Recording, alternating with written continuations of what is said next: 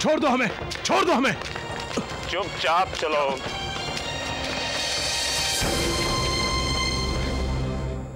भिष्टी, तुम फिर आ गए। हमें यहां पर क्यों लेकर आए हो? छोड़ दो हमें, छोड़ दो। लगता है तुम सचमुच पागल हो गए। क्यों जान देना चाहते हो? हम जान देना नहीं, लेना चाहते हैं। पर तुमने हमें रोका क्यों? आज हम तमिल प्रदेश को इस अत्याचारी चंद्रसेन से मुक्ति दिला देते। अभी भी ज्यादा दूर नहीं गया है वो। हमें जाने दो। रुको, मेरी बात सुनो। लगता है तुम होश में नहीं हो। मुक्ति तो उसे तब दिलाओगे जब स्वयं जीवित रहोगे। बहुत बहादुर हो तुम। क्यों? अकेले चंद्रसेन की सारी सेना से लड़ पाओगे? बोलो, लड़ पाओगे? तुम हमें जानते नहीं हो। हम अकेले ही चंद्रसेन की सेना पर भारी पड़ सकते हैं, अकेले। और ये राज्य हमने ही उसे दान दिया हुआ है। ये हमारा जीता हुआ राज्य है। अहंकार, बहुत अहंकार है तुम्हें अपनी वीरता और बहादुरी का। इसी अहंकार ने तुम्हारे बुद्धि को भ्रष्ट कर दिया है। ये हमारा अहंकार नहीं, हमारा विश्वास है। मनुष्य की यही तो समस्या है कि अपनी कमियों को छिपाने के लिए उसे तरह तरह का नाम देता है और स्वयं को धोखा देता रहता है। सुनो, रुको, ढूंढो, कुल्हाड़ी वाला यहीं कहीं होगा।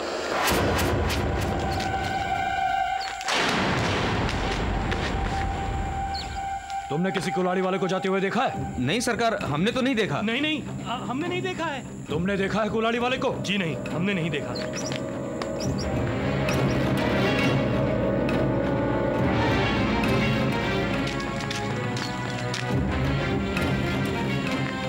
चलो। आज तो तुमने इसे बचा लिया। किसने किसको बचाया है ये तो मैं ही जानता हूं। पर चंद्रसेन हमारे हाथों से ज्यादा दिनों तक नहीं बचेगा। देखो भीमा, अरे तुम्हें हमने कितनी बार कहा है, हमारा नाम भीमा नहीं है, विक्रमादित्य है, चंद्रगुप्त विक्रमादित्य। अपने क्रोध पर काबू रखो भीमा, क्योंकि क्रोध से बुद्धि और विवेक दोनों का नाश हो जाता है। फिर मनुष्य चाहे अपने आप को कितना भी बलवान समझे, प्रकृति उसे तिनके की तरह उड़ा देती है। हमें तुम्हारे ज्ञान की कोई जरूरत नहीं। मैं तुम्हें ज्ञान नहीं, समय की चाल बता रहा हूं। और जो मनुष्य समय की चाल को नहीं समझता, उसे बहुत कष्ट उठाने पड़ते हैं। तुम अपने आप को बहुत बलवान समझते हो ना, लेकिन जान लो, समय से बड़ा बलवान कोई नहीं है। विक्रमादित्य ऐसे समय को भी अपने हाथों में जकड़ना जानता है।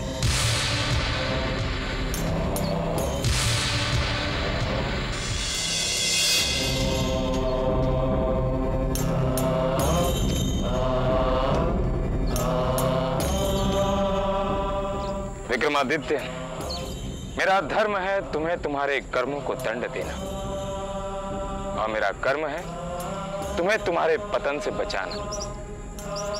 इसीलिए मैं हमेशा तुम्हारे साथ हूं।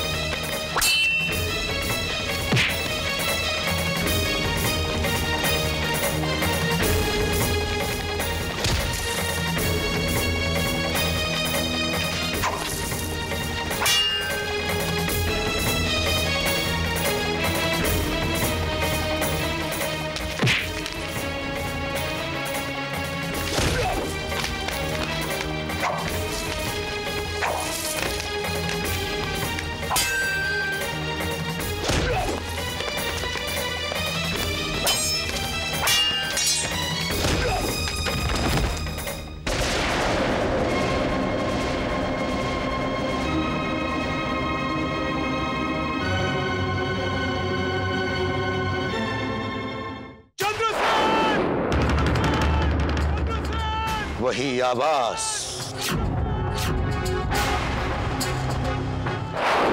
वही साहस, वही वीरता। विक्रमादित्य, मैं तुम्हें छोड़ूंगा नहीं। चंद्रसेन! क्योंकि तुमने मेरे साथ दुर्व्यवहार किया है, अपमानित किया है। विक्रमादित्य, मैं तुम्हें जीवित नहीं छोड़ूंगा। विक्रमादित्य!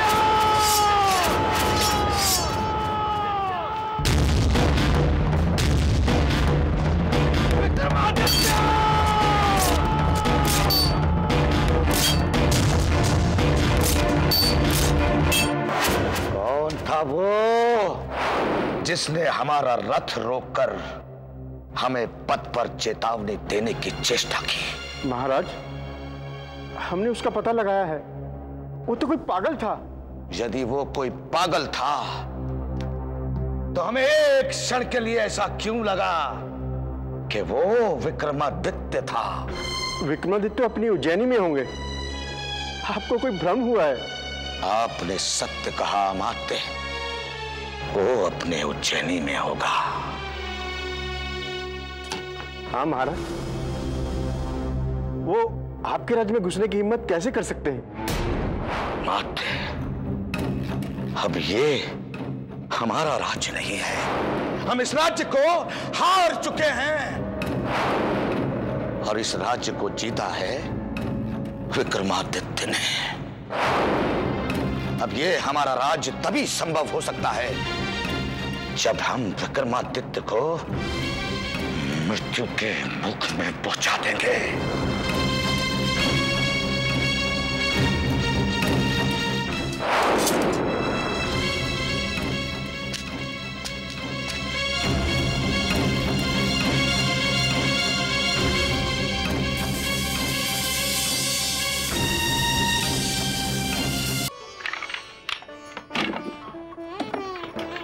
अरे काका, मैं कब से यहाँ खड़ा हूँ, मेरी लकड़ियाँ तो तोल दो। अरे मैंने तो पहले ही काकी को मूल्य दे दिया है। पहले मेरा हिसाब करो ताकि मैं जाऊं। नहीं, ये तो बाद में आया है। लकड़ियाँ पहले मेरी ही तोलना, कह देता हूँ। हाँ अरे भाई, 2 घड़ी दम लो। 2 हाथी तो है भीमा के, एक एक करके सबको लकड़ियां मिल जाएंगी।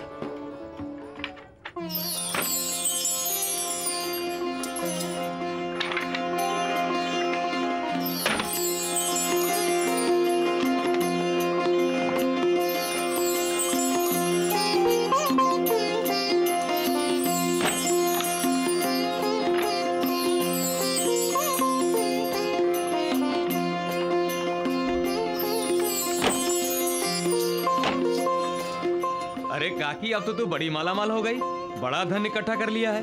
अरे लगता है अपनी बेटी की शादी बड़ी धूमधाम से करोगी। इसके लिए कोई लड़का वड़का देखा है कि नहीं?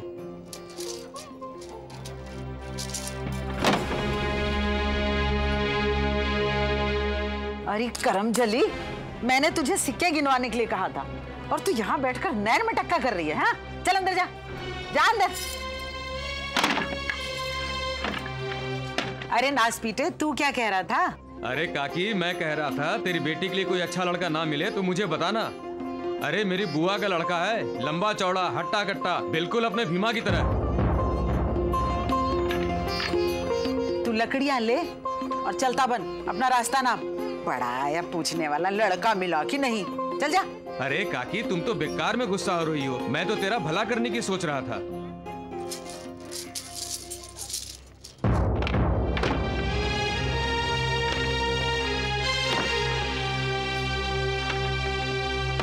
शं शनैश्चराय नमः।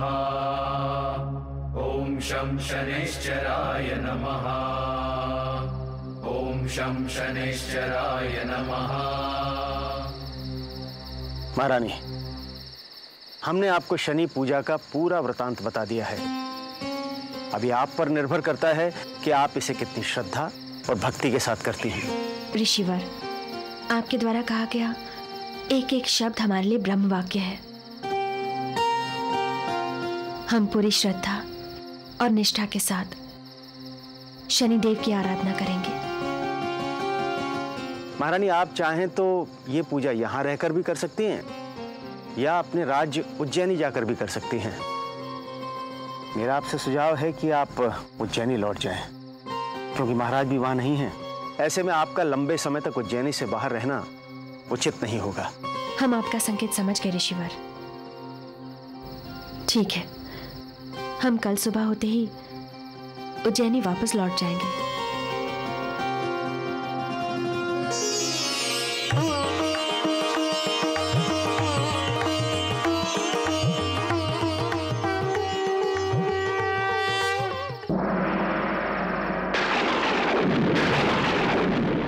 क्या समाचार लाए हो?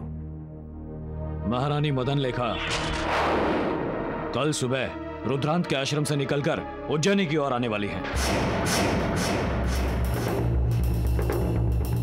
सुना तुम लोगों ने? हाँ मंत्री जी।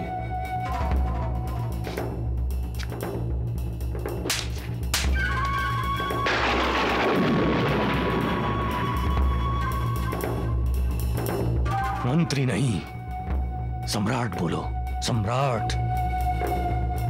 इस उज्जैनी का भावी सम्राट, समझे?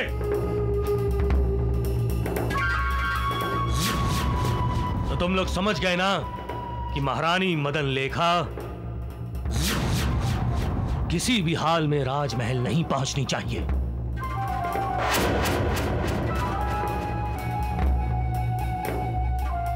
और हां,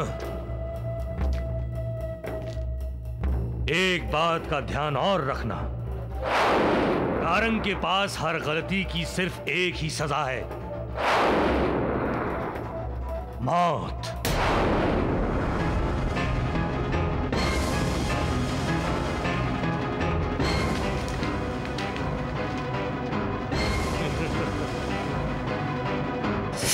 न विक्रमादित्य,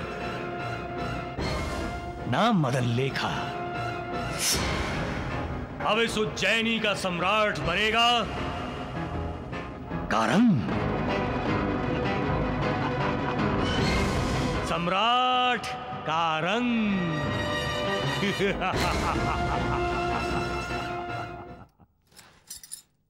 नहीं,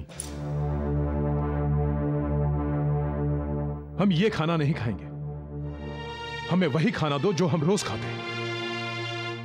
ऐसा मत बोलो भीमा, तुम्हारे लिए मेरे दिल में बहुत प्रेम है। सारा दिन मेहनत करके जो तुम घर आते हो और सूखी रोटी खाते हो तो मुझे बहुत दुख होता है, पर मैं क्या करूं?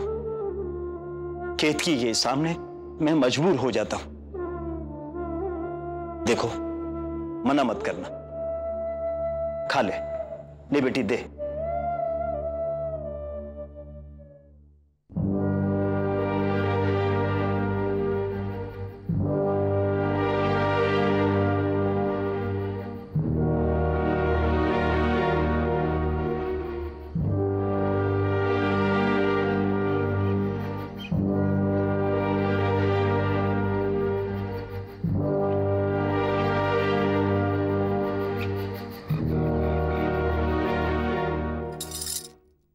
भीमा, तुम कहाँ के रहने वाले हो? तुम अपने बारे में कुछ क्यों नहीं बताते? मैं बताती हूँ कौन है। करमजली, आज मैं तेरी खाल उधेड़ दूंगी।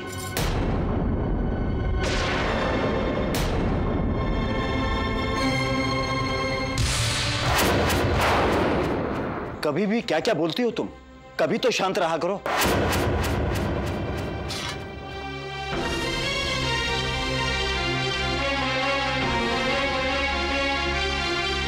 अपनी जवान बेटी को इस तरह नहीं डांटना चाहिए। जवान हो गई है इसीलिए डांटती हूँ। तुम्हें तो कोई चिंता है नहीं उसकी। सारा दिन दुकान पर बैठकर नैन मटक्का करती रहती है वो। केतकी, अपनी जवान बेटी के बारे में इस तरह की बातें सोचते हुए तुम्हें शर्म नहीं आती? अरे शर्म तो तुम्हें तब आएगी जब वो एक दिन हमारे मुंह पर कालिक पोतकर किसी के साथ भाग जाएगी। मैं कह देती हूँ, 1 महीने के अंदर अंदर कोई लड़का ढूंढकर उसके हाथ पीले कर दो, वरना कोई ऊंच नीच हो गई ना तो मुझसे बुरा कोई नहीं होगा, समझे तुम?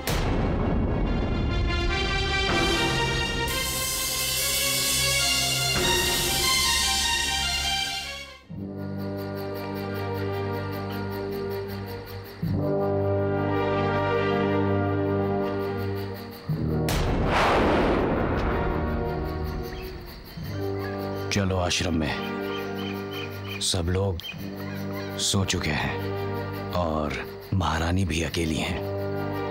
मौका अच्छा है, खत्म कर दो इसे।